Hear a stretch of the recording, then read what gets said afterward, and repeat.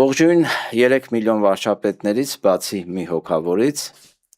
Ողջույն բոլոր իրական հայերին կրկին այսօր ոդքասթն է, մակ ոդքասթն է եթերում, իմ հետ Աննան է Ավետիսյան, նաև մենք հյուր ունենք քաղաքագետ, մարդու իրավունքների պաշտպան Մայա Բարխուդարյան, շնորհակալություն հյուրընկալվելու համար, առաջին անգամ մեր տաղավարում, մինչև սկսենք խոսակցությունը, բնականաբար այսօր խոսել ենք դիկտատուրայի հաստատման մեթոդոլոգիայից, մեխանիզմներից, կփորձենք հասկանալ, թե այդ կլասիկ մեխանիզմները Հայաստանում ինչ չափով են աշխատեցվում, որովհետև ակնհայտ է, որ գնում ենք այդ ուղղությամբ։ Նախքան այդ ես տեղեկացնեմ, որ մենք այս ընթացքում փորձելու ենք բաց խաղաքարտերով խաղալ,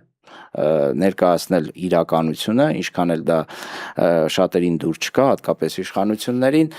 Երկու օր առաջ տեղի ունեցավ Անդրանիկ Թևանյանի կալանքի ժամկետը երկարացնելու վերաբերյալ դատը եւ դատավորը եւս մեկ անգամ, ինչպես սպասելի էր, երկարաձգեց կալանքը։ Անդրանիկ Թևանյանի եւս 2 ամսով սպասելի էր, այո սպասելի էր, որովհետեւ եւ կանխատեսելի էր, եթե մենք նշում ենք, որ բռնապետական համակարգ է եւ այդ բռնապետական համակարգում սահմանադրական կարգ, օրենքներ եւ այլն, դրանք ստորադասվում են բռնակալի կամքին, հանձնարարականներին եւ պարտադրանքներին եւ մենք տեսնում ենք, որ դատաիրավական համակարգը շատ լավ ադապտացվել է այդ իրավիճակին եւ դակում են յուրաքանչյուր որոշում։ Բայց մեկ կարևոր հանգամանք ես կցանկանայի նշել, Անդրանիկ Թևանյանը այդ օրը Երևան կենտրոն քրեակատարողական հիմնարկից հրապարակել էր հոդված, բավականին լուրջ վերլուծություններ Հայաստանում տեղի ունեցող իրադարձությունների վերաբերյալ, բայց հետգրության մեջ մեկ շատ կարևոր առաջարկություն է նա անում, նա ասում է բացեք դատավարությունը, թող հանրությունը տեղեկանա այն մեղադրանքները, որոնք դուք հրապարակային ներկայացնում եք ինձ, հանրությունը բաց թող տեսնի, ով է մեղավոր, ով է բանսարկու, ով է գործկարող, ով է բացարձակ անմեղ արդեն 2 ամսից ավել գտնվում կալանավայրում։ Ես կարծում եմ, որ սա ճիշտ առաջարկ է եւ շատ արդյունավետ մեթոդ է փակել այն մարդկանց բերանը, ովքեր շաղ են տալիս տարատեսակ մեղադրանքներ, հաշվի չառնելով անմեղության կանխավարկածը, եւ դա վերաբերվում է հատկապես բարձրաստիճան պաշտոնյաներին, падգամավորներին, որոնց մի քանիսի նկատմամբ արդեն քրեական գործ, այսինքն հայց է ներկայացվել դատարան, այդ անմեղության կանխավարկածը խախտելու հետ կապված։ Այսինքն հիմա էլ իմ կողմից նաեւ հրապարակային առաջարկ Նիկոլ Փաշինյանին, բացեք դատավարությունը, դուք եք չէ ասում, որ Հայաստանում կա արդյոք դատավոր, որը վարչապետի ասածը չանի։ Եթե այդքան համոզված եք, այդքանը կարող եք ասել եւ SMS-ով ԲԴԽ նախագահ եք, բարձրագույն դատական խորհրդի նախագահ եք գործից ազատում, հաստատ կարող եք ասել, որ դատը բացեք, թող հանրությունը տեղեկանա։ Տեսնենք ով է ստախոսը։ Թող հանրությունը հենց տեղում հասկանա իրական մեղադրանք կա, թե չկա այդ ամենի հիմքում։ Այո։ Արեգ Նազմանուկյանը շարունակում է կալանքի տակ մնալ, սահմանափակել են, ինչպես գիտեք, բոլոր տեսակցությունները, դա հոգեբանական խոշտանգում է, նույնիսկ անչափահաս երեխայի եւ 85 տարեկան մոր հետ նա չի կարող որևէ կերպ հաղորդակցվել, ինչը էլի եմ կրկնում, խոշտանգում է հոգեբանական եւ մարդու իրավունքների պաշտպան այս թեմային անդրադարձել էր, տեսնենք ինչ զարգացումներ կունենա։ Տիկին Բարխուդարյան, դուք երբևէ այսպիսի կոշտ վերաբերմունք մասնավորապես կնոջ հանդեպ հանդիպել եք, եղել է մեր դատաիրավական պրակտիկայում։ Մենակ դատաիրավականի մասին ինձ թվում է չպետք է խոսենք։ Պետք է խոսենք հենց այն բառապաշարի մասին, ինչ որ օգտագործվել է, ինչ որ օգտագործվում է, ու երբ որ ամենաառաջին մարդը պետության, հա, ասում է կսատկացնեմ ու ասֆալտին կպարկացնեմ, ու ասում է շատ վատ, տարբեր վատ բառեր ասում, ու ասում է բոմբ կսարքեմ, դա ոչ միայն նա ասում է այն մարդկանց այն քաղաքական ուժերի լիդերներին, ում հենց խոսքը ուղղում է, այլ ինձ թվում է ինձ էլ ասում հանրությանը հանրությանը բոմբ կսարքեմ, Ես հիմա այսօր ավելի շատ եմ դային վրա վերցնում, քան որևէ ուրիշ ինչ-որ մարդու վրա, լինի դա քաղաքական գործիչ թե չէ։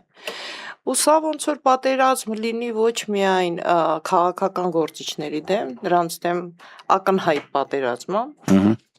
երբ որ քաղաքական առաջին դեմքերին կուսակցությունների ընդդիմադիր նստացնում են խոզարկություն, դատարան, կալանք եւ այլն, ել չասեմ Գագիկ Ծառուկյանի հետ պահվածքը, ԱԱԾ-ի։ Երբ որ տենց բաներ է կատարվում, մի կողմից դու տեսնում ես այդ պատերազմը ուղղած ՔՊ-ի պատերազմը այլ կուսակցությունների դեմ։ Մյուս կողմից բայց ամբողջ ընթացքում եղել է պատերազմ հանրության դեմ։ Մի կողմից եղել է սրտիկ, չգիտեմ ինչ, բանման հետո ես ձեզ սիրում եմ գոռալ, հետո շատ գեշ ծիծաղել, որը բոլորս տեսանք, ոնց է սիրում։ Մյուս կողմից էլ երբ որ իրան ինչ-որ մարդ է գալի մոտենում, մեկին կարա ասի փախել ես, կամ ինքն է մոտենում ու ասում է փախել եք մետրոյում, հա, մյուսին ասում է ինչ չես զոհվել, այն մյուսին շառ էլի քայլ։ թևից քաշում ասում է հլարի ստեղ բան եմ ագրեսիվ ասում, անհասկանալի պահվածք։ այն մյուսին ասում է այդ ո՞նց ես հետս խոսում, այլ զգաս կանգնի, վարչապետի հետ ես խոսում։ Մեկին դրա համար տարավ Այսինքն- բանտարկեց։ Իսկ մյուսին էլ, որի գործը շատ կարևոր գործ է ու դա փակ գործ է հիմա, պետք է բայց անպայման հասկանանք ոնց ենք այդ բացում ու իմանում, այն ռեկլաման պոկելու համար, ԿՊ-ի, հա։ Այդ ինչ են փակել։ Չգիտեմ, գործը փակել են ինքնասպանություն, այն մարդը, որը որ հայտնվել էր բանում, հիվանդանոցում, հա։ Այսինքն տենց բաներ է, որը որ հարցակում է, երբ որ մի մարդ գալիս է բանի, միտինգի ԿՊ-ի, ու իրան հարցնում են, իսկ դուք որտեղից եք աշխատում եւ այլն, նա վախենում է ասել, կամ չգիտեմ, պատասխանում, ամաչում է ասի, որ դպրոցում կամ համայնքապետարանում, կեսը ասում են, կեսը չեն ասում, կեսը փախնում են եւ այլն, դա էլ է ճնշում, որովհետեւ դա ինչի մարդը հանգիստ չի կարա ասի, ես եկել եմ այս մարդու միտինգին ու շատ ուրախ եմ, ես այս բաների համար իրան եմ ուզում ընտրել եւ այլն, որովհետեւ նրան բերել են, ու դա այդ մարդը ամաչում է դրա համար, որ իրան բերել են, ավտոբուսով տարել են, ինքը պիտի ստիպված դեղ լինի, որտեվ կարող աշխատանք կորցնի, կարող անախորժություններ լինի եւ այլն։ Այսինքն այդ անախորժության մթնոլորտը, որը որ սարքում է ներկա վարչապետ ու իր թիմը, մի լավ այդ բան կար, մի նկարում են, չէ, ընտրարշավի ժամանակ, թե ոնց են գնում, այս կողմ են կողմ, Արսեն Թորոսյանը ու մի խումբ իր ընկերներով կուսակցական գնում են ինչ-որ մարդկանց մոտ, որ պիտի նարդի խաղան, ու նա ասում է, ով ինչ ասի, դուք մի խոսացեք, որտեղ միջև այդ տեսան, որ մարդիկ բողոքում են, թե գնում կռիվ են անում տարբեր մարդկանց հետ, վատ են խոսում, ագրեսիվ են իրանց պահում։ Ու ես հիշում եմ, երբ որ մեր դեռ 21 թվականին, հա, ընտրություններ եղան, մեր բակ, որ գալիս էին ու ոնց էին գոռում այդ միկրոֆոնների մեջ, ես այն ժամանակ եմ ասում, ես բոլշևիկյան պահելաձև, նեո-բոլշևիկներ, հա, այդ ինչ պահելու ձև է, շատ այտենց էին խոսում։ Հիմա այտենց փաստորեն վարվում են ու շատ ագրեսիվ ու Տիկին Պարխուդարյան, դուք նշեցիք Ծառուկյանի, ոչ միայն Ծառուկյանին է ասել, ինչ հարուստ տեսնում է, որ ընդդիմադիր է, բոմժացնելու այդպես հակումներ է առաջանում մոտը անառողջ, բայց դա շատ ավելի խորքային խնդիր է պետության մեջ, որովհետև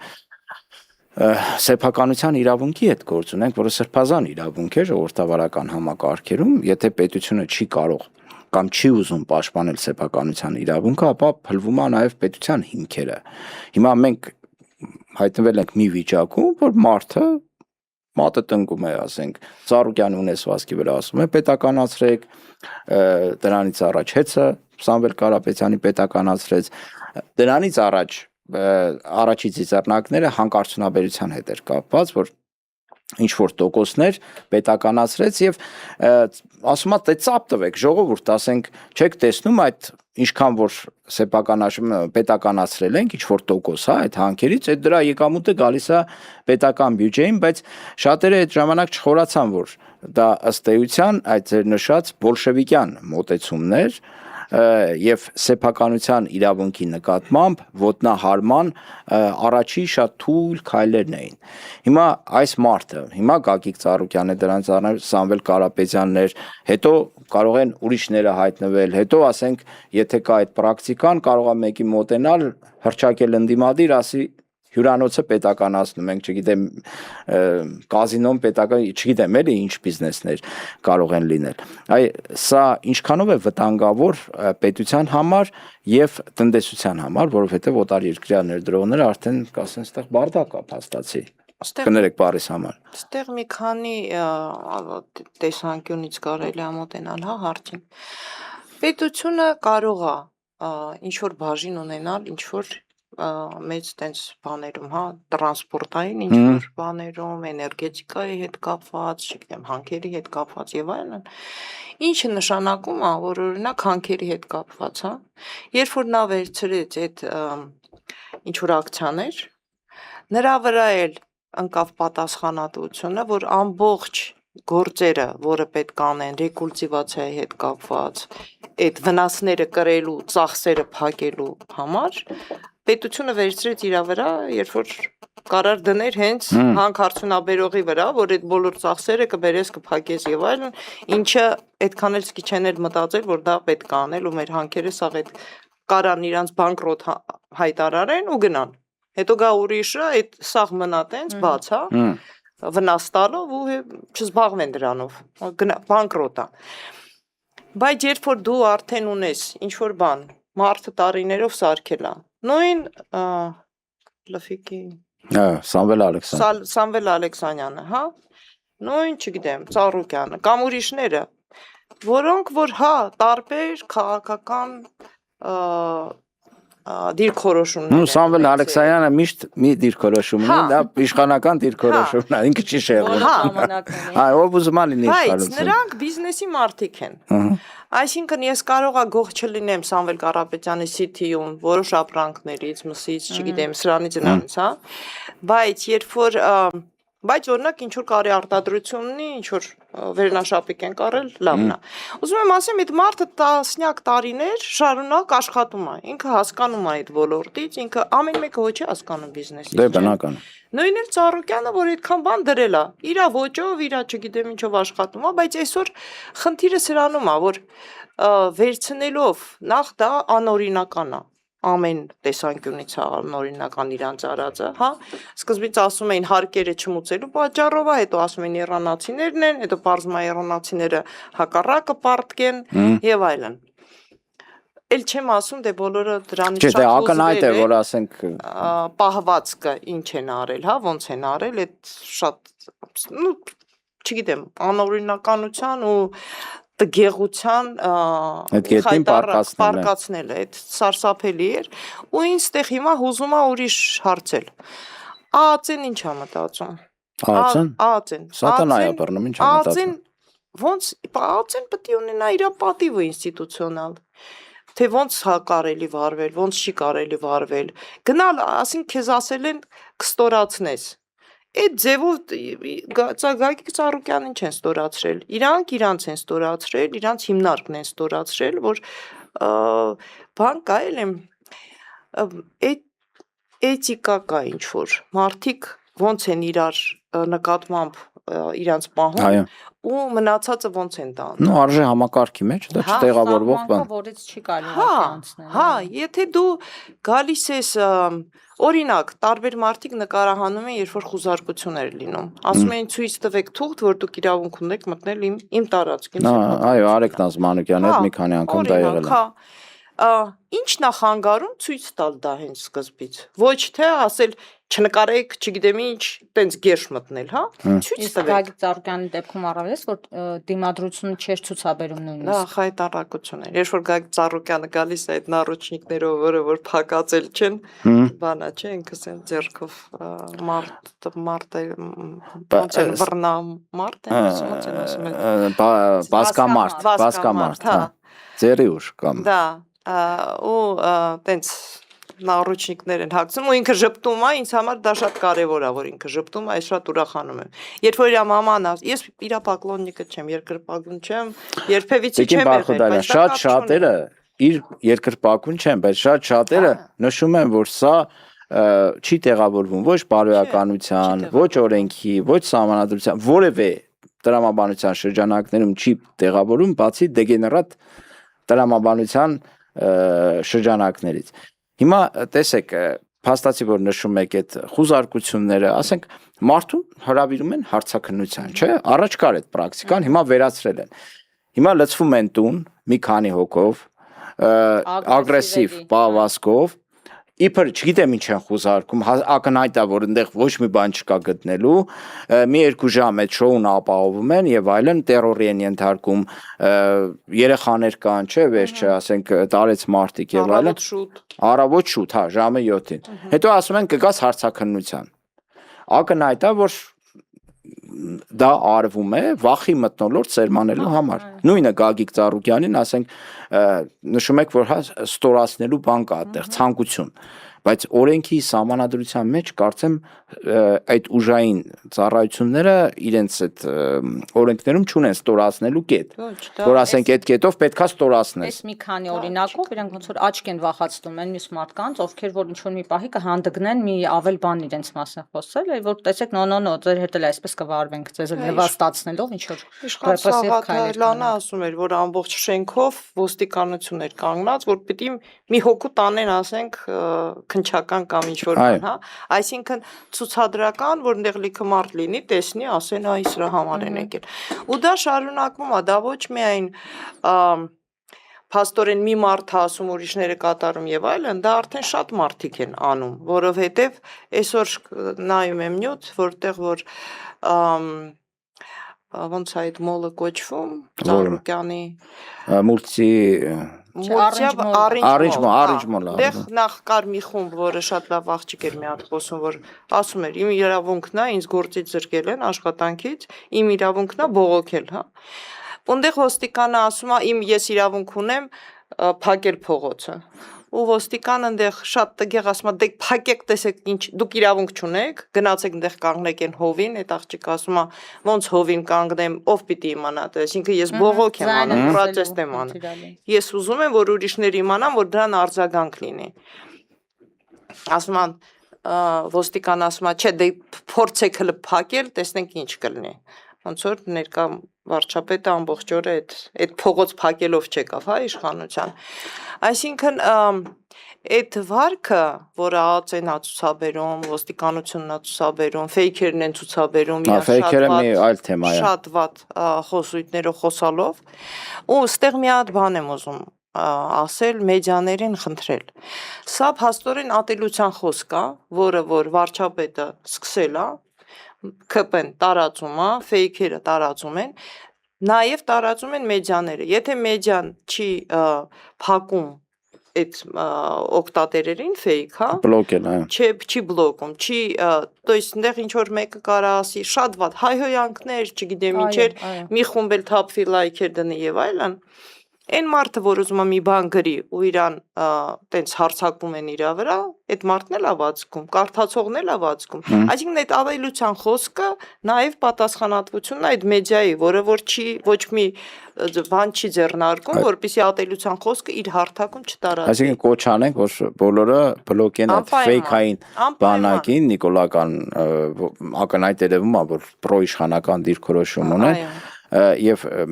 ես ուղղակի ես չեմ սիրում կարդալ մեկնաբանություններ առավել եւս գրել, ինձ հետաքրքիր չի։ Ուղղակի Արեգնազի հետ կապված, երբ ձերբակալեցին Արեգնազ Մանուկյանին, ես նայում էի մի 95% երևի fake եւ դրանց խելքին ընկած եւս մի 5% իրական մարդիկ, այդպիսի տպավորություն ունեի, զարմանալի են ատելությունը, այն մարդու նկատմամբ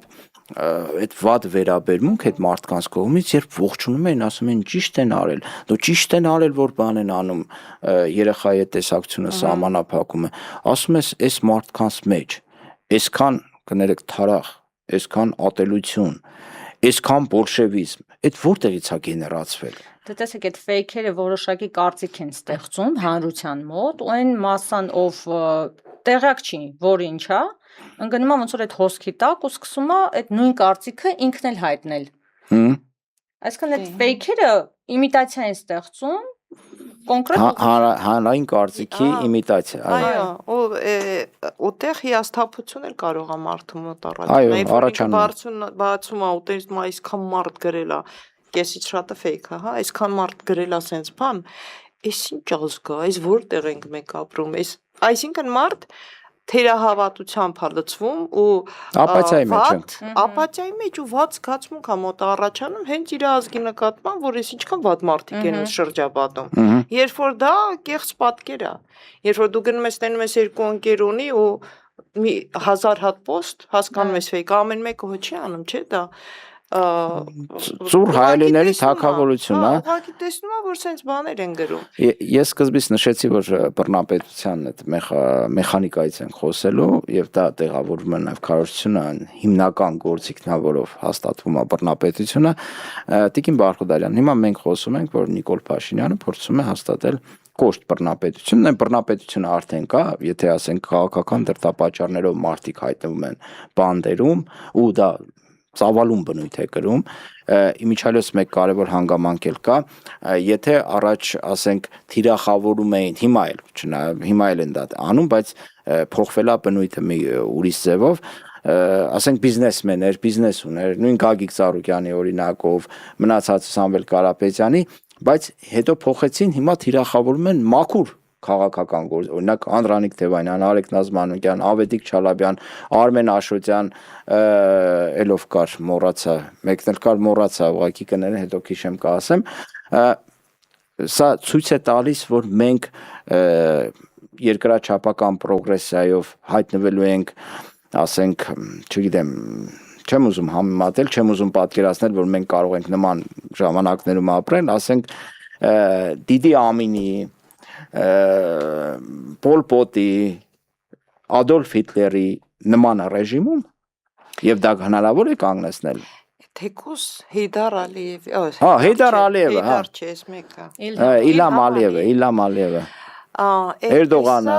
Հա, տեսակ բանը, երբ որ կորտեժը գնում էր Ալիևի Մերցի հետ հանդիպմանը, մի հատ ադրբեջանցի բլոգեր, որը հայտնվել է Գերմանիայում, որովհետև երևի կամ աքսորել են կամ փախել է, որ բանտում չլինի, գոռում էր դիկտատոր։ Հիմա այդ բռնապետը ավելի շուտ մենք կասենք Ալիևի մասին ու Էրդողանի մասին կարամ ասեմ։ Իմ տպավորությունը այն է, որ Նիկոլ Փաշինյանը ոչ թե այդ դիկտատորն է, այլ իմ մոտ տենց տպավորություն է, որ նա փաստորեն երբ որ ես տեսնում եմ, որ ինչ Ալիևը ասում է դիկտատորը, որ էս պետք է անենք, այն պետք է անենք, այն պետք է անենք, Նիկոլ Փաշինյանը անում է, նա ոնց որ մեզ պատրաստի, որ մենք պիտի ապրենք նման, գիտեք ինչ կա, բանից մենք իմանանք, մենք գիտենք, որ կային սատրապներ, հա, երբ որ մի պետությունը ենթարկվում եմ այսպես նշանակում է իր ինչ-որ գուբերնիայի մարզպաններ, մարզպան։ Եթե մենք տալիս ենք մեր անվտանգությունը, էներգետիկ անվտանգություն տալիս ենք ասում ենք դրա մասին Ադրբեջանին, ինքն էլ ասում, ես ապահովում եմ էներգետիկա։ Այս վերջերս բարձեցել։ Տրանսպորտային տարբեր ճանապարհներ ենք տալիս, ռազմական անվտանգությունը ես էլ չգիտեմ ինչ ասեմ, երբ որ Գենշտաբի պետը ասում է, այնտեղ իրան հարցնում են, այնտեղ ասում է Սյունիքի անտառներում ինժեներական աշխատանքներ են ադրբեջանցիները անում, տեղավորվում են եւ այլն, ինքն էլ ասում է մենք ահազանգում ենք դրա մասին, այսինքն այն պատասխանատվությունը, որ պետք է կրի Գենշտաբի պետը, վարչապետը, ուրիշ հիմնական պաշտոնյաներ, հա, նրանք դա չեն անում, բայց մենք ու հետո ասում են դուք սուտ եք ասում սրա մասին, նրա մասին, բայց տեսնում ենք, որ ու Իլհամ Ալիևը չի թաքցնում, նա չի թաքցնում, որ ասում է միշտ 300,000 ադրբեջանցի կբերենք, որ Սահմանադրությունը պետքա փոխել, սահմանադրությունը պետքա փոխել, կոնֆերանսներ անկլավները պետքա տակ, Արևմտյան Ադրբեջան պետք է լինի եւ այլն։ Այսինքն դա ոչ ինչ որ բլոգեր է հորինել, ոչ հորինել է ինչ որ ընդդիմադիր, դա ասում է Իլհամ Ալիևը շատ վատ է, որ ԿՊ-ն սուտ էր ասում ու ասում էր տենց թեմա չկա, դա անդիմադիրներն են խոսում։ Հիմա եթե մենք պատկերացնենք, ես համ բիզնեսի մասին եմ ուզում խոսել, որ ուրիշներն էլ են ասում, երբ որ դու վերցնում ես մեկից բիզնես, խլում ես փաստորեն, ոչ թե վերցնում ես, խլում ես, փակում ես եւ անգործության ես մատնում այդքան մարդու, ուրիշ ինվեստորները բարձա դա արդեն համարվում է նեբլագապրիատն է, ոչ բարենպաստ միջավայր, հա, տնտեսական միջավայր։ Եվ օտարերկրյա ներդրումները ինձ թվում է պետքա կրճատվել է, չնայած հիմա շարունակվել է։ Դեղ հիմա բան կա, երբ որ 15,000 մարդ մնացել է գործազուրկ, շաբաթներով չի աշխատում, նրանք դուրս են գալի փողոց, ասում են մենք ունենք վարկեր, մենք լավ աշխատել ենք, մեզ միշտ մեր փողը տվել են, մեզ շնորհավորել են մարտի 8-ը, մեզ պրեմիաներ ենք ինչ որ ստացել եւ այլն, ու վերաբերմունքն էլ այրեն, որ լավ են։ Կան Արցախից մարդիկ, որ ասում են ոչ մի տեղ իմ տարիքի չեն ընդունում, այս մարդը ընդունելը է շատ գոհ եմ, հա, իրանից։ Դու թողում ես 2 շաբաթ այդ մարդկանց առանց աշխատանքի, դու հրահանգը տվել ես, հրահանգել ես, որ Գագիկ Ծառուկյանին բռնեն ամեն ինչ փակեն ու գնացել ես օտպուսկ։ Արցակուրտ։ Լեռնամագործությամբ զբաղ։ Գնացել ես արձակուրդ ու գիրք ես կարդում։ Այդ մարդիկ, այսինքն վարչապետը, երբ որ իմանում է 15,000 աշխատող մնացել են առանց աշխատանք, փող չեն ստանում։ Նա չպետք է անհանգստանա, որ փող չեն ստանում այս մարդիկ, ինչ որ բան է կատարվում, նա դնում է ես տեղ բարձացա, այնտեղ բարձացա, Շատ ռոմանտիկ պատկերացում ունեք Նիկոլ Փաշինյանի։ Բայց մեզ պետք չի իմանալ դու այդ 15,000-ն չեն, 15,000-ը ունեն ընտանիքներ, ովքեր իրենց հույսին են։ Այո, կախված են իրանցից, իհարկե։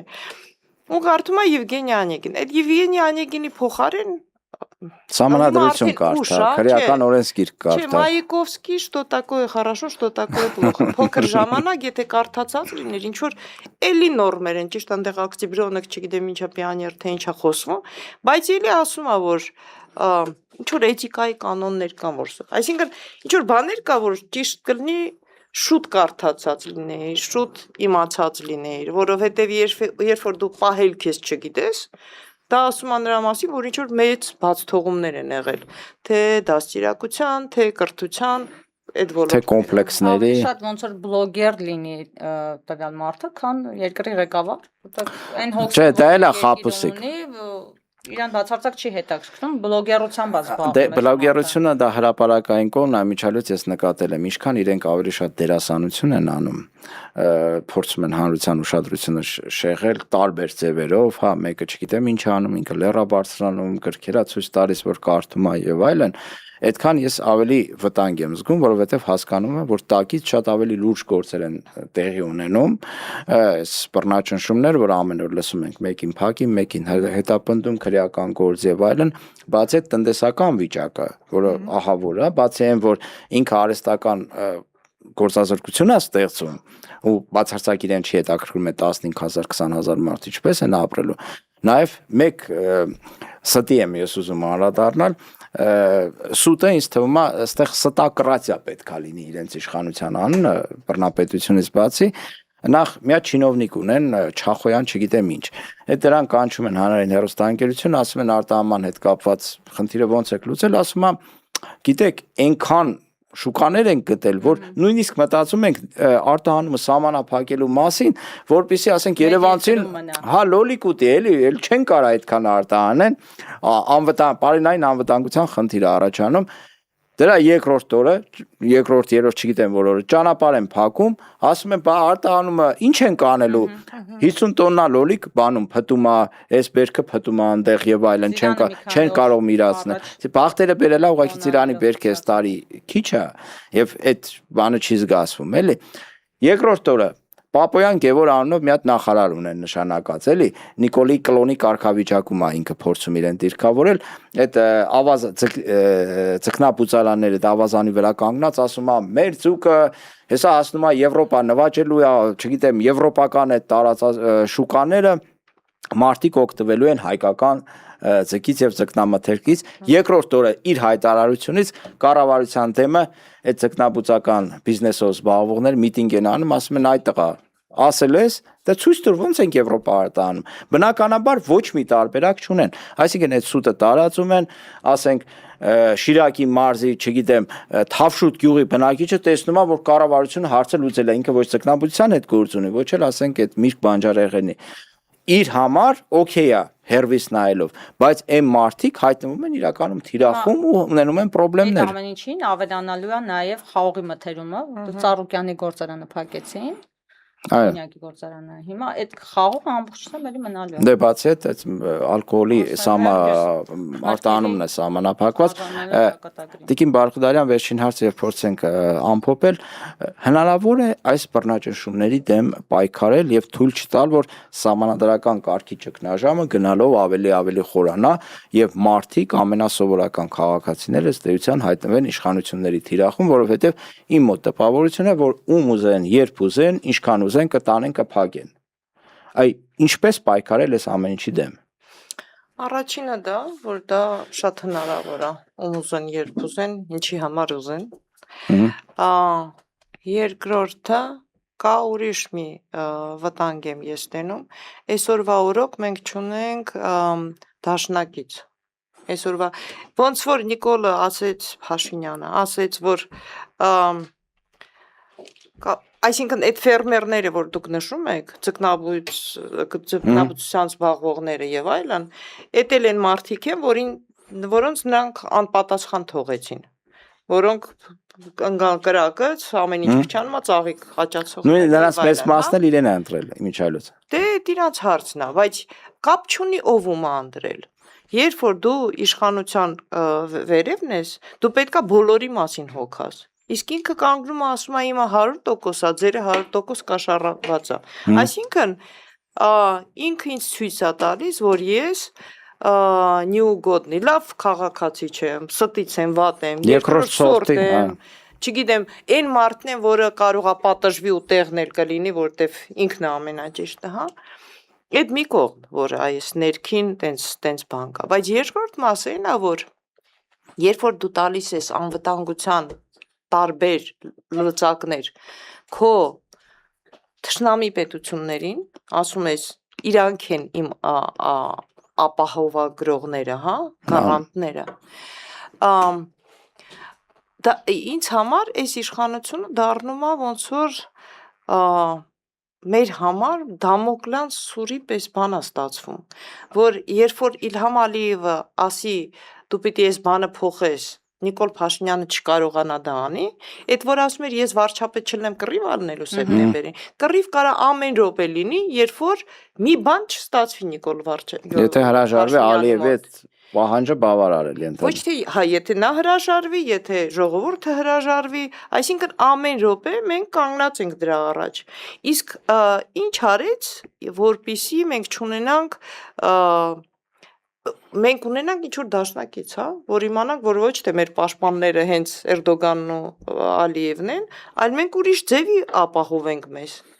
Հենց ասում է Ամերիկան մեր դաշնակիցն է, Եվրոպան մեր Մակրոնն է, Մակրոն չեք հավատի, լավ դաշնակից չի Մակրոնը, Տիկին Բարխուդարյան։ Գիտեք, ես կարծում եմ, օրինակ այդ Քիր Սթարմերին, Անգլիայի պրեմիերին հանեցին,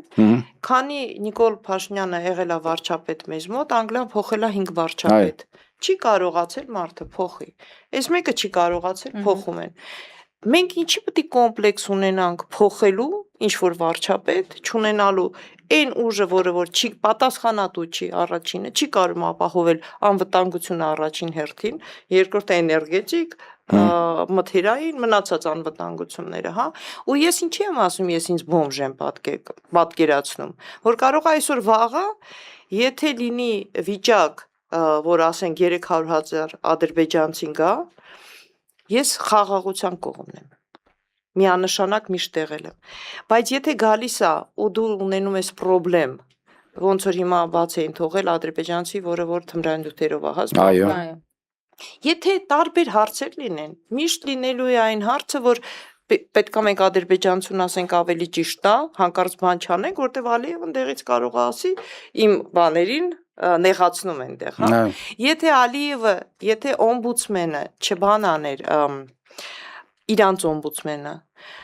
նյութեր չգրեր, պատրաստել այնքը մի զեկույց, որտեղ ասում է 1918 թվականին հայերը կատարել են ցեղասպանություն Շուշիում։ Ու տանում է ՄԱԿ-ը, տանում եւ այլն։ Այսինքն դեղի պոլիտիկան շատ հասկանալի է։ Ու ես չեմ կարող հավատալ, որ խաղաղություն է, երբ որ շատ ագրեսիվ էլի քաղաքականություն է վարվում։ Դրա համար ինձ թվում է մենք բոլորս շատ տենց անկայուն վիճակում ենք ու պետությունը ես եմ, որ ասում են Լյուդովիկոսն է ասել, հա, 14-րդ, որը չի ասել։ Բայց այդ Նիկոլ առաջինն է ասել։ Հա, այդ գաղափարը սուտ է։ Պետությունը մենք բոլորս ենք։ Մենք պետք է մտածենք մեր պետության մասին, մենք ենք տուժողը, ինչ էլ որ չլինի, հա։ Ու մենք պետք է հասկանանք ինչ ենք անում։ Շնորհակալություն Տիկին Բարխուդարյան, հուսանք, որ հասարակությունը ճիշտ կարձականքի այս ամեն ինչին, որովհետև այն թմրամիջոցի նման քարոզությունը, որ իրենք մատակարարում են հասարակության, իրականում շատ արդյունավետ է իրենց տեսանկյունից, որովհետև անընդհատ թմրեցնում են, հետո վերջում կանգնում են խնդրի առաջ, ինչպես եղավ Արցախում, էլի նույն ձևի, ասենք, ամենավերջին օրը չէին հավատում, որ մարդիկ կարող է նման բան լինել։ Հիմա նույնը անում են ստեղ։ Նույն Ալիևին տվեցին գազի այդ խողովակը, չէ՞։ Ալիևն էր էներգետիկ անվտանգությունը ապահովողը։ Ինչ եղավ։ Գազի այդ փականը փակում էր այնքան, մինչև Արցախը դատարկվեց։ Հիմա էլ ասում է Հայաստանի այդ էներգետիկ անվտանգության երաշխավորն է։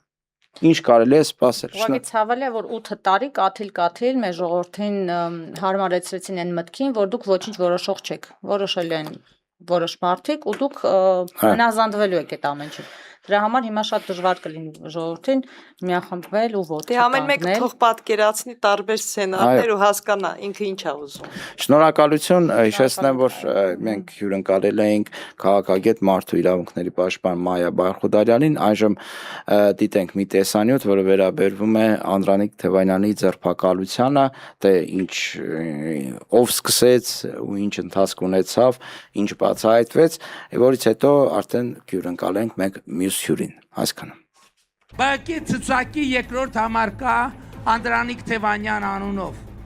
Վաղը Հայաստանի Հանրապետության ազգային անվտանգության ծառայությունը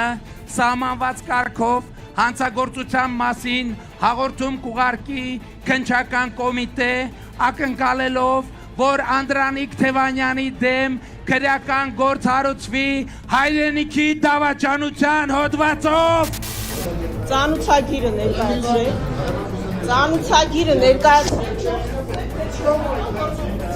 Ծանուցագիրը ներկայացրեք, ես կանջատ եմ։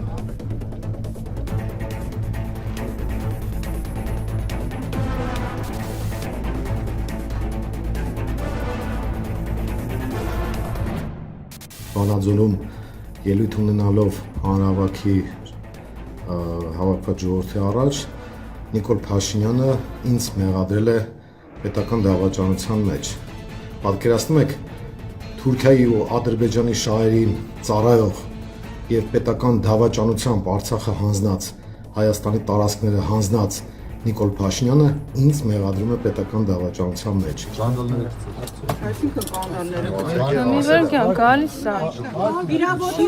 Քննչականի դեպը կանդալը ակցնում եք որինչ։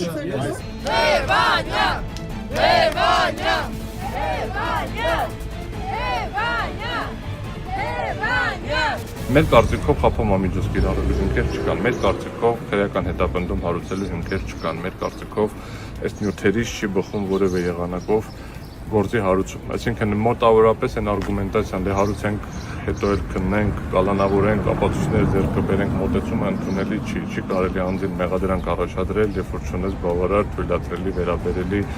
ծավալի ապացուցողական բազա։ Անդրանիկ Թևանյանը այն ինչ որ ներկայացնում է, ես այդ խորհրդարանում եմ եղել, ներկայացնում են իբր ռուսներին փոխանցել է տեղեկություններ ազգային ժողովի փակ նիստի Ես այդ նիստի մասնակից եմ եղել, դեռ ավելին մենք ենք նախաձեռնել այդ նիստը։ Մենք էինք պահանջում, որ բաց նիստում այդ քննարկումը լինի, քաղաքացիական պայմանագիրը քվեարկել, որ փակ պետքա լինի։ Հետաքրքրության համար ես որ հիշում եմ այդ նիստը, որտեղ դուրս ենք եկել, ասում ենք որևէ գաղտնի բան չեն ասել։ Այդ նիստից կես ժամ հետո հայտարարությունների ժամին 3 րոպեանոց ելույթումս կետ ասել եմ այդ նիստում ինչ ա եղել, ասել եմ ժողովուրդ ջան, ոչ մի գաղտնի բան չի եղել։ Հիմա Անդրանիկ Թևանյանին հայրենիքի դավաճանությունը պահում են ԱԱՍ մեկուսարանով։ Այսպես գործը քննել չի լինում։ Դա կանոններին դեմ է։ Դե կանոն Չկա այդպիսի կանոններ։ Դա նշանակում է, շատ շատ խոսում են այն մասին, որ գործը չեմ ուզում կատեգորիկ այդպիսի գնահատական տալ, որտեղ ես հարգում եմ իմ գործընկերների աշխատանքը, բայց դա շատ մոտ է գործը այսպես շինծու լինելու։ Գործը, որով ես եմ ասենք որպես պաշտպան հանդես գալիս եմ Անդրանիկ Թևանյանի դեպքով, ինչ որ անհասկանալի մեղադրանքով, պետական դավաճանության մեղադրանք, ընդ որում գաղտնիության ռեժիմի մտցնել է, երբ որ պետական գաղտնիքի փոխանցման մեղադրանք ինքնին արկա չի, բայց ասում են հնարավոր է պետական գաղտնիք լինի նյութերի մեջ, որի մասին մենք չենք կարողանում բարձրաձայնել եւ պաշտպանվելու իրավունքի սահմանափակում։ Գործը իհարկե հերթական այս իշխանությունների կողմից կարված անհասկանալի գործն է եւ այն ինֆորմացիան, որը որ տարածվել է քննչական կոմիտեի կողմից այնքան հեղեղուկ է եւ այնքան վիճելի, որ այս պարագայում գործ անվանել դա պարզապես չի կարելի։ Ակնհայտ է, որ այս փուլում այս իշխանությունները պետք է գնային ռեպրեսիվ հերթական քայլերին եւ փաստորեն հերթական քրեական գործը կարեին եւ հորինեին։ Երբ մարդը կանգնում է հայրենազրկված ժողովրդի կողքին եւ իր հնարավորությունների սահմաններում օգնում է հազարավոր մարդկանց, ոչ թե ցուցադրաբար, այլ լուր ու գործով, ապա ակնհայտ է, որ այդ ժողովրդի հիշողության մեջ մարդը ոչ թե ներկայանում է մեղադրյալի կերպարով, այլ ժողովրդին կողքին կանգնած մարդ։ Եվ ես չեմ կարծում, որ Թևանյանը դասում է այն մարդկանց շարքին, ով ունակ է մեր հայրենիքի նկատմամբ կատարել սարսափելի հանցագործություն։ Հասկանալի է, որ պարտվել է այս թիմը, բաց է այդ պարտությունը եւ գնում է ազնվազար մայրի շարունակաբար բանտարկելու, ինչպես Թևանյանը։ Անդրանիկ Թևանյան, ես նրա ելույթները որ լսում էի տարիներ առաջ, տեսա մեկը ով գրքեր է կարդում, ով այդ գրքերից ցիտատներ է բերում, մեջ բերումներ անում եւ իսկապես համակրանք ունեցա իր անձի հանդեպ, իր գործչի հանդեպ, ով իր ազգի համար պայքար է մղում։ Եվ երբ նա Երևանի քաղաքապետի համար էր պայքարում, ես ելույթ ունեցա հարգելով իր անձը, իր ստեղծած թիմը, որտեղ նա պայքարի ազնվազար մարտիկ է։ Անդրանիկ Թևանյանին ԲՀԿ-ի երկրորդ համարին Մայր Հայաստան կուսակցության առաջնորդին փաստորեն երկու շաբաթ առաջ ընտրություններից կալանավորեցին շինծու մեղադրանքով, ինչի համար, կարևոր չի ինչի համար, կալանավորեցին նպատակը այն էր, որպեսզի ԲՀԿ-ի հետ այս խաղը խաղան, որպեսզի ԲՀԿ-ն այս պահին Անդրանիկ Թևանյանը չլինի եւ չկարողանա տեր կանգնել իրենց ընտրողներին։ Եվ դա արել են Անդրանիկ Թևանյանի տղայի վերջին զանգի օրը։ Դուք պատկերացնում եք այս նեոբոլշևիկյան մտայնությունը, հա, այսինքն եթե այս ամբողջ այս ընթացքում, այս տարիների ընթացքում ուզենային կալանավորել, իրենք ընտրել են հենց այդ 720 օրվա մեջ, ենթադրենք, այս հենց այդ մի օրը, որ տղայի վերջի զանգը։ Այդ կարված, ես համոզված եմ բնականաբար, որ կարված գործի հիմքով տարված հայտարարության մեջ, որտեղ Անդրանիկ Թևանյանը մեղադրվում է պետական դավաճանության մեջ, քաղաքապետարանի բանում ավականիում այդպես շահարկվում է էլի այդ թեման, այսինքն մարդու անմեղության կանխավարկած առաջին հերթին պետք է պահպանողը լինի պետական մարդը, պետության ներկայացուցիչը, համայնքի ներկայացուցիչը, մարդկանց կողմից ընտրված մարդն է, որ առաջին հերթին այդ անմեղության կանխավարկածով պետք է առաջնորդվի, իսկ այստեղ ընդհանրապես չի։ Անմեղության կանխավարկածով եմ առաջնորդվում եւ վստահության կանխավարկածով եմ առաջնորդվում Անդրանիկ Թևանյանի մոտեցումների նկատմամբ եւ անվստահության կանխավարկածով եմ առաջնորդվում Նիկոլ Փաշինյանի կողմից հրահանգավորված իրավապահների նկատմամբ։ Անդրանիկի հետ կապված այդ դրվագը իրենց համար գործիք էր, որպեսզի իրենք կարողանային մոլդովական սցենարով մերժեին կուսակցության մասնակցությունը։ Մինչև Անդրանիկ Թևանյանի ձերբակալելը, կալանավորելը, դրա բնակարանը, այսինքն անձնական տարածք մուտք գործելը, մինչև այդ գործողությունները մենք լսել ենք անոնսը։ Դե 2 օր անցավ դրա անոնսից հետո 2 օր անցել է։ Այսինքն մենք լսել ենք անոնս,